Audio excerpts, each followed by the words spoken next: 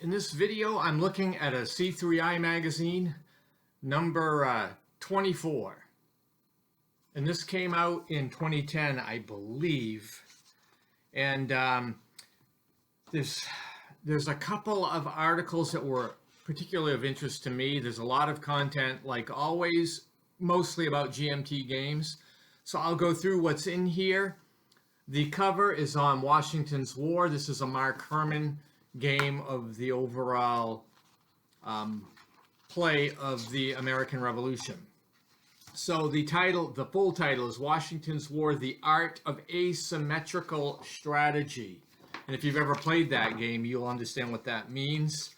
It's absolutely a card-driven game based on We the People, which is a little bit of a precursor of this. But you have,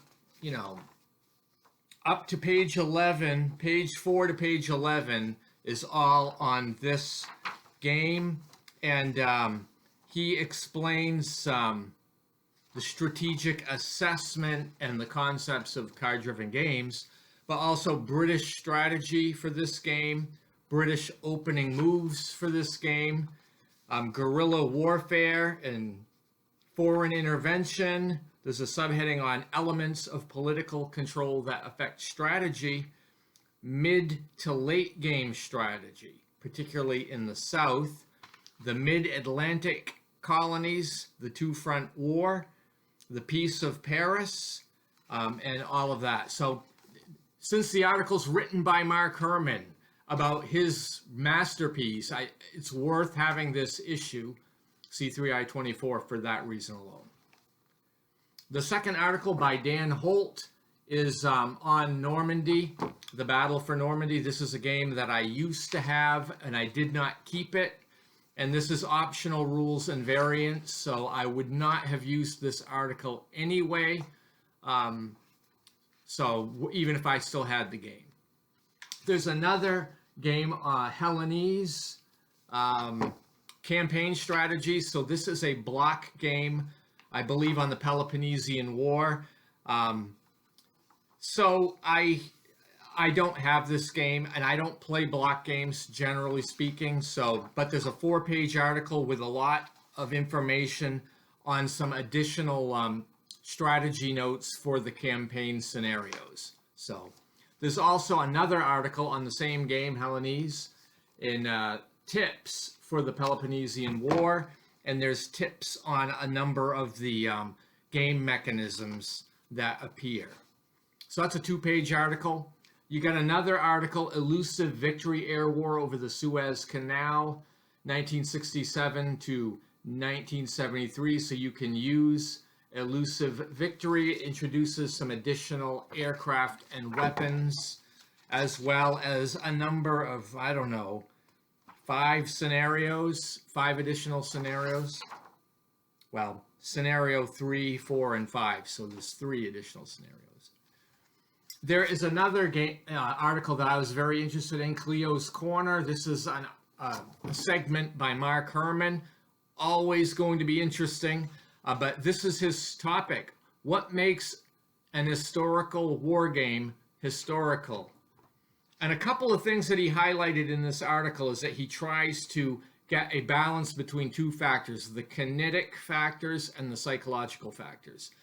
So the kinetic factors, getting all of the comparisons of the strengths, the measurable strengths in proper balance and relationship.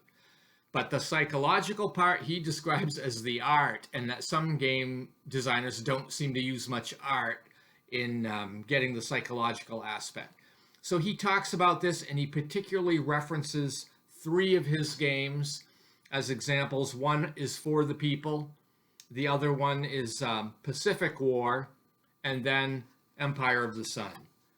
So it's a 2-page article that is just packed if you want to get into the mind of Mark Herman. There are some design and developer notes of 3 new P500 titles, so they hadn't been released yet. And I believe it's Spanish Civil War, which I have, No Retreat, which I don't have, and Pax Baltica, which I don't have.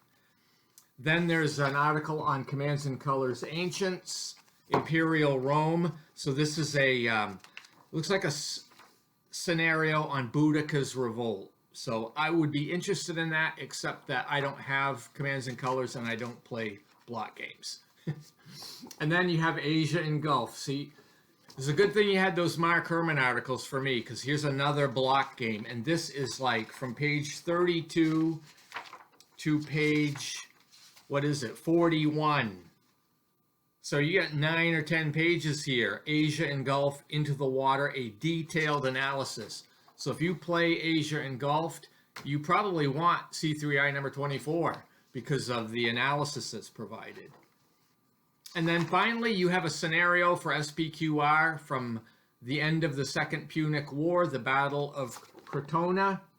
And the materials are in here that give you the overview historically of what happened, but also the charts and materials that are needed to make the scenario up for SPQR or simple battles, simple great battles of history. And then the last article is Strategy and Tactics on the Caucasus campaign, which is one of the East Front games. I can't remember who designed. I don't know if this one was designed by Vance von Boris or not, but I know it's a popular game, and it's not one that I have. So a 3-page article on this. It's actually Mark Simonich, not von Boris. So this is probably uses a Zocbon type system, I'm imagining. Anyway, that is a look into C3i number 24. Worth having simply for the two Mark Herman articles. Anyway, if you have any comments on the games or the articles that appeared here, absolutely leave it in the comments below. And other than that, I wish you all to have a great day.